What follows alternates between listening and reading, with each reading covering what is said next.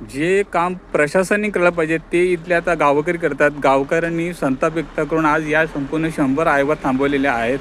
कारण या आयवामुळे जी काही धूळ आहे ही धूळ संपूर्ण लोकांच्या घरात पोचते आणि त्या धुळीमुळे लोकांना त्रास होतो. कुठलंही या ठिकाणी पालन होत नाही. प्रदूषण मोठ्या प्रमाणात वाढत चाललेलं आहे. रस्त्याचे आवाज बिकट झालेले आहे. त्यामुळे आज ग्रामस्थांनी पवित्रा घेत ह्या एकूण 100 ते 150 अहवाल जे आहेत थांबवलेले आहेत.